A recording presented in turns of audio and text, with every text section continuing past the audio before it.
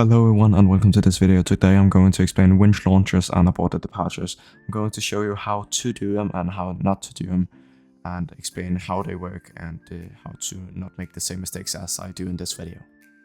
So a winch launcher is a powerful winch that's on the ground when we have this cable with a big motor in the end of the runway that's attached to the glider that's pull us forward and make us gain speed and lift up like a kite and climb steeply before releasing the cable at a altitude.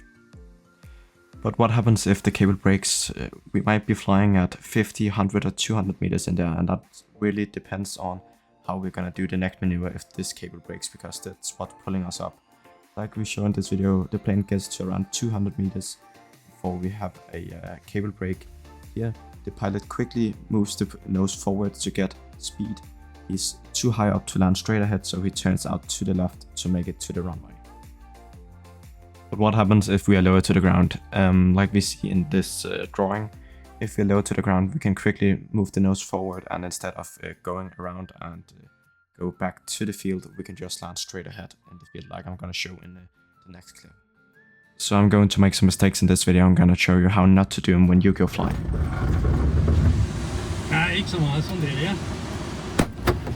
Okay, so as you can see, my cable has broke. I am maybe 20 meters up in the air, and I'm going to do some quick thinking. What should I do? So the mistake I'm gonna make is that I'm going to be more focused that I'm correctly released from the cable, then pushing my nose forward quickly.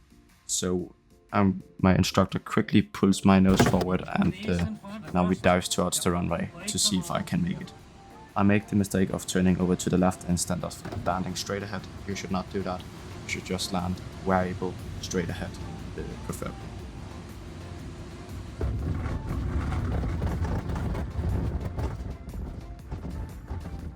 When we sit in the cockpit, we always go through a pre-departure checklist before we depart. And one of the important things to go through is the aborted departure. So what happens if we go through an aborted departure? And we do have a way to do it, a very precise procedure. And it goes something like this. In case of an aborted departure, nose forward to landing speed, pull 3 times in the release cable, and look at the situation. Are we able to land straight ahead? We will. If not, we are gonna go out with the wind to do a shortened circuit into land on the runway. Okay, so let's look at another clip. So I'm gonna make some more mistakes and see if we can correct them next time we fly.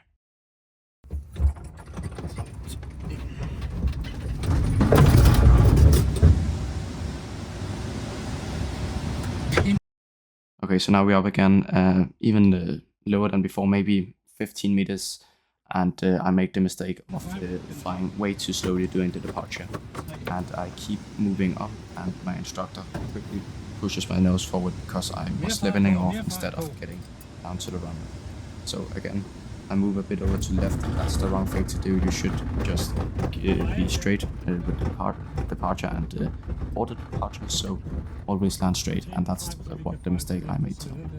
So that was what I had for you today. I made some mistakes. I'm gonna learn from them and hopefully become a lot better at aborted departures. I hope you learned something about it and how you can prevent making the same mistakes when you go fly.